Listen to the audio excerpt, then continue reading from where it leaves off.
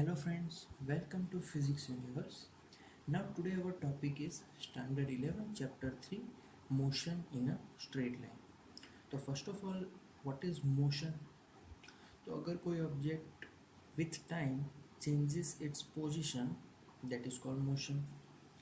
इस for example, अगर कोई object है, अगर कोई कार है, वो 5 सेकंड में 10 मीटर तक कवर करता है, फिर अगले 5 सेकंड में 15 मीटर कवर करता है, we can say that car is in motion. But if with the changes of time, means time is always increasing, and car its position is remain constant, means car पहले भी 40 metre पे थी at initial time, और अब भी after 15 second 20 second still car hasn't moved, then that car we can say it is at rest. Clear? तो हम लोग इस चैप्टर में जानने वाले हैं कि हम लोग मोशन में कब आते हैं. तो when we move, talk. Clear?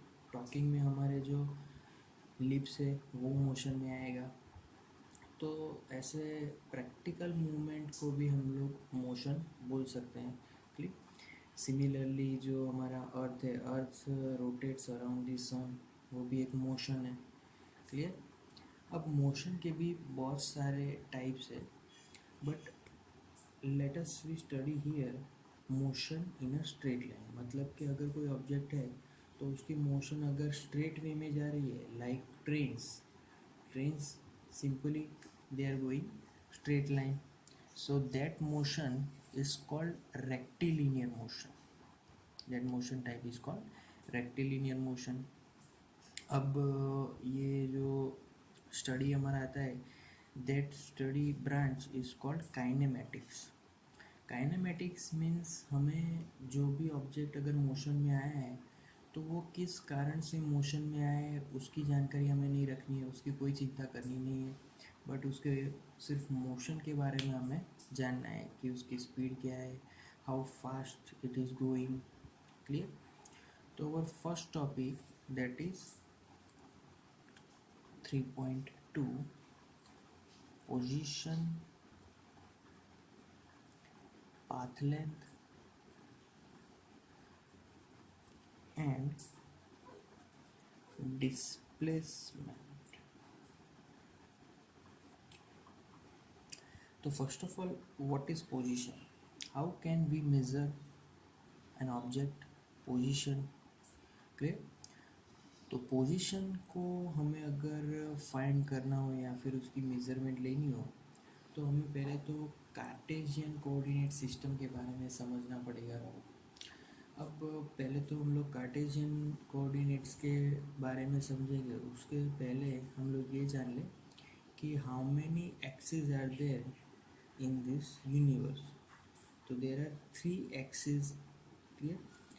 One is in X direction, x axis, another is in y direction, we call it as y, and third one is z direction. Z direction is towards the our own self. Clear? But उसको हमें यहाँ पे ऐसे draw करना पड़ेगा in this direction, but actually इसको हमें समझना है टुवर्ड्स अपवर्ड डायरेक्शन. ये क्लियर? ओके. नाउ ये हमारे कोऑर्डिनेट्स हैं. सपोज कि कोई ऑब्जेक्ट ओनली एक्स डायरेक्शन में, आइदर वाई डायरेक्शन में और जेड डायरेक्शन में, मतलब कि कोई एक ही एक्सिस पे मूव कर रहा है, तो उसको हम लोग आगे पढ़ चुके हैं कि उसको हम लोग रेक्टिलिनियर मोशन के नाम से जानेंगे. क्लियर? अब अगर कोई ऑब्जेक्ट एक्स एंड वाई और एक्स एंड जेड और जेड एंड वाई, मतलब कि 2 डायमेंशन में, 2 एक्सिस में अगर मूव कर रहा है तो उसको हम लोग 2 डायमेंशनल मोशन कहेंगे. और कोई ऑब्जेक्ट अगर तीनों डायमेंशन में मूव कर रहा है तो हम उसको 3 डायमेंशनल मोशन कहेंगे. सपोज के 1 डायमेंशन का अगर एग्जांपल देना है तो 1D, इसको हम लोग बोलेंगे मोशन इन स्ट्रेट लाइन. अगर इसके एग्जांपल को हमें देना हो तो हम लोग ट्रेन का एग्जांपल दे सकते हैं, बट ट्रेन को अगर दूसरी डायरेक्शन में नहीं रखना है, सिर्फ एक ही डायरेक्शन में जा रही है, तो इसको ट्रेन से हम लोग कंपेयर कर सकते हैं। क्लियर। अब दूसरा जो है दैट इज़ टू डायमेंशन। तो टू डायमेंशनल मूवमेंट कौन सी हुई? तो टू डायमेंशनल मूवमेंट हम लोग सपोज के कार से जा रहे हैं, बस या फिर, क्लियर, कार, बस या फिर बाइक। तो ये सभी टू डायमेंशन हुई, क्योंकि हम लोग कहीं पे भी मुड़ सकते हैं, कहीं पे भी जा सकते हैं। अब वो बारी आती है थ्री डायमेंशन की। तो थ्री डायमेंशन में हम लोग इसको जस्टिफाई करेंगे बाय प्लेन, एरोप्लेन, क्योंकि एरोप्लेन तो थ्री डायमेंशनल है, वो उड़ भी सकता है। क्लियर। दूसरा है कोई भी बर्ड। तो ये हो गए थ्री डायमेंशनल एग्जाम्पल्स। अब हम लोग जानते हैं कि हमारा जो कार्टेशियन कोऑर्डिनेट है that is depend on this three dimension, three axis. अब इसमें हम लोग स्पेस और टाइम को भी ऐड कर ले तो वो हमारे कोऑर्डिनेट्स हो गए। मतलब कि कोई भी पोजीशन है वो टाइम के साथ मूव कर रहा है, तो उसके बारे में सारी जानकारी हम लोग ले सकते हैं। क्लियर। तो अगर 5D डायमेंशन की बात करेंगे तो उसमें स्पेस और टाइम दोनों इंक्लूड हो जाएंगे। क्लियर। तो पोजीशन को जस्टिफाई करने के लिए हमारे पास अभी हो गया कार्टेशियन कोऑर्डिनेट सिस्टम। मतलब कि सपोज के हमारे पास यहाँ पे कोई ऑब्जेक्ट है, उसकी पोजीशन फाइंड करनी है, तो एक्स एक्सिस से उसका कितना मेजरमेंट है, वाई से कितना मेजरमेंट है और जेड से कितना मेजरमेंट है। तो ऐसे हम लोग थ्री कोऑर्डिनेट्स में उसकी पोजीशन को जस्टिफाई कर सकते हैं। Clear. Now next sub topic is path length. अब सिंपल पाथ लेंथ को अगर डिफाइन करना हो तो total distance covered by object. Object ने जितना भी डिस्टेंस कवर किया that is called path length, total distance. अगर पाथ लेंथ की यूनिट के बारे में देखें तो that unit we call it as metre और सेंटीमीटर, किलोमीटर, जो यूनिट हम लोग ले, बट ऐसे unit we know that that is metre. Clear. Okay, metre लिख देते हैं। अब पाथ लेंथ को समझना है तो मैं एक स्केल यहाँ पे ड्रॉ कर देता हूँ, उसका एग्जांपल से भी समझ लेते हैं। स्केल। अब ये जो स्केल मैंने ड्रॉ की that is the example of rectilinear motion, मतलब कि एक ही डायरेक्शन का ये स्केल है। ये जो पॉइंट है उसको हम लोग ओरिजिन बोलते हैं, O. Then 5 metre, 10 metre, 15 metre, 20 metre. यहाँ पे left hand side we know that -5, -10, -15, -20। Clear. अब सपोज कि कोई ऑब्जेक्ट है, वो ऑब्जेक्ट फर्स्ट यहाँ पर पहुँचा, let's say P point. Then वो ऑब्जेक्ट आगे क्यू पॉइंट पे पहुँचा। क्लियर। एंड देन अगेन वही ऑब्जेक्ट यहाँ पर आर पॉइंट पे पहुँचा। अब ये जितना भी उसने पाथ लेंथ ओरिजिन से एंड तक जितना भी पाथ लेंथ उसका है वो फाइंड कर लेते हैं। तो पाथ लेंथ कैसे फाइंड करते हैं, मैंने पहले भी बोला टोटल डिस्टेंस। तो टोटल डिस्टेंस यहाँ पे फाइंड करना है 5, 10, 15। अगेन 15 + 5 20, 20 + 5 25, 25 + 5 30, 30 + 5 35। सो यहाँ पे total path length is equal to 35। तो यहाँ पे अगर नेगेटिव साइन है बट फिर भी मैंने क्या किया, उसमें ऐड कर दिया, तो आंसर विल बी 15 मीटर। तो पाथ लेंथ में हमेशा एडिशन रहेगा, there is no subtraction in path length, क्योंकि पाथ लेंथ कभी भी नेगेटिव वैल्यू में नहीं आ सकता है। सो यहाँ पे लिखना है path length never be negative, either it is positive or zero. Zero means कोई डिस्टेंस कवर ही नहीं हुआ। क्लियर? ओके, इसके यूनिट के बारे में भी बात कर दी। अब आगे चलते हैं। आगे हमारा सब टॉपिक है that is displacement.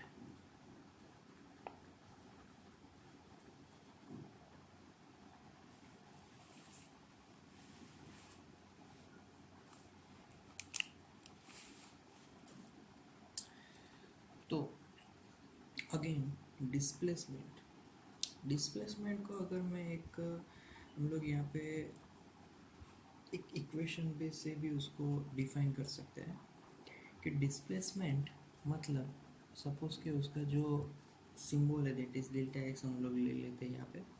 Delta x is equal to final position minus initial position. तो यहाँ पे लिख लेते हैं final position minus initial position. तो इक्वेशन से हमें पता चल जाता है कि जो हमारा डिस्प्लेसमेंट है वो सिर्फ फाइनल और इनिशियल पोजीशन पे ही डिपेंड करता है और किसी पे नहीं। वो जहाँ कहीं से भी आया हो, सिर्फ हमारा फाइनल पोजीशन और इनिशियल पोजीशन को ध्यान में रखना है। ठीक, तो यहाँ पर भी हम लोग एक छोटा सा स्केल ड्रॉ कर लेते हैं।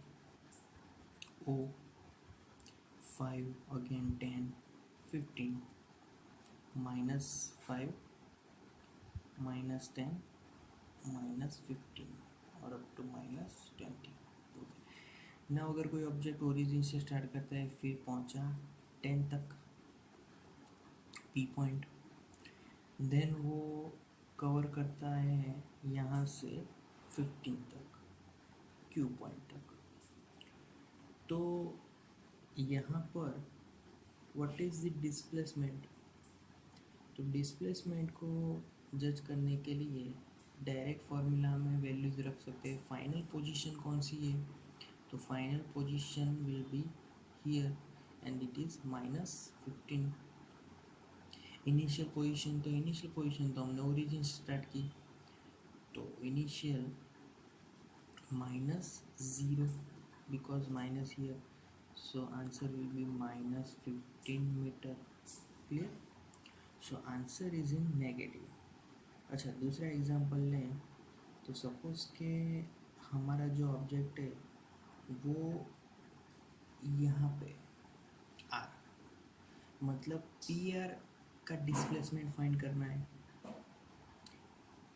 मतलब जो ऑब्जेक्ट है वो क्यू से पी से आर तक का डिस्प्लेसमेंट, मतलब पहले क्यू पे था, देन पी पे, देन आर पे, तो उसका डिस्प्लेसमेंट क्या होगा? तो delta x is equal to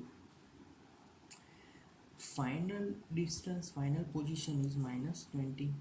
what is initial? तो पहले क्यू पे था, तो that is minus for the formula and minus for the value is equal to -20 minus minus plus 15, -20 plus 15 will become -5 meter. So in this example our displacement will be -5 meter. So from these examples we can know that displacement can be positive, negative और zero. Zero का मतलब तो पता ही है। तो displacement में ये तीनों पॉसिबिलिटीज़ है। क्लियर? अब हम लोग बात करते हैं कि जो पाथ लेंथ था, पाथ लेंथ तो ऑलवेज पॉजिटिव है। और दूसरी बात ये है कि पाथ लेंथ जो है वो डायरेक्शन पे कभी डिपेंड नहीं करती। अगर डायरेक्शन पे डिपेंडेबल नहीं है तो उस क्वांटिटी को हम लोग बोल सकते हैं that is scalar quantity. But अगर डिस्प्लेसमेंट है तो हम लोग फाइनल पोजीशन और इनिशियल पोजीशन के बारे में भी जानना पड़ेगा और उसकी जो सिंबल है उसके बारे में भी जानना पड़ेगा। तो that's why displacement will is vector quantity. Clear? तो इससे पता चल जाता है कि what is path length and what is displacement. Okay okay now यहाँ पे एक मिनी टॉपिक आ गया है that is called x t graphs. X t graph means x versus t graph.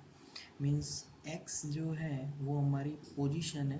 Position is always on. मतलब ये पहले आया एक्सटी ग्राफ के अकॉर्डिंग. एक प्रोटोकॉल है कि यहाँ पे जो टर्म होगी वो वाई डायरेक्शन में लेंगे ग्राफ के, और यहाँ पे जो टर्म होगी वो एक्स डायरेक्शन में लेंगे. क्लियर. तो एक्सटी ग्राफ में सपोज के अगर हमारा जो ग्राफ की कैरेक्टरिस्टिक है वो सिंपल हॉरिजॉन्टल लाइन आएगी, that means time is increasing but position remains constant. let us we say that here that position is 20 metre. तो 20 मीटर चेंज नहीं हो रहा but time is collapsing. So that's why this graph according to this graph our object is at rest, क्योंकि वो 20 metre पे fixed है, change नहीं हो रहा विथ टाइम. ओके अब for second graph. Second graph में ग्राफ हमारा tilted line है. तो tilted line means x is increasing as well as time is increasing. Both are increasing proportion. So x proportional t. That means this is exactly in exact time x changes exactly. इस for example suppose के 5 second में 10 metre cover हुआ तो अगले 5 second में अगले 10 metre cover होंगे, अगले 5 सेकेंड में अगले 10 मीटर कवर होंगे. So x is directly proportional to t. That means this motion is called uniform motion. With time x changes symmetrically. Now for the third one graph. From this graph we can say that it is not uniformly increasing, क्योंकि यहाँ पे curve line मिल रही है not straight line. तो curve line में यहाँ पे वो कर्व भी चेंज हो रहा है. अगर कर्व चेंज होगा तो with time x are different. Suppose के पहले के 5 सेकेंड में एक्स 10 मीटर है, दूसरे 5 सेकेंड में वो 15 मीटर हो जाएगा, तीसरे 5 सेकेंड में वो 20 मीटर हो जाएगा, फिर से वो यहाँ पे डिक्रीज होना स्टार्ट किया. तो x is not proportional to t. That's why it is called non uniform motion. Clear. Okay, thank you for today.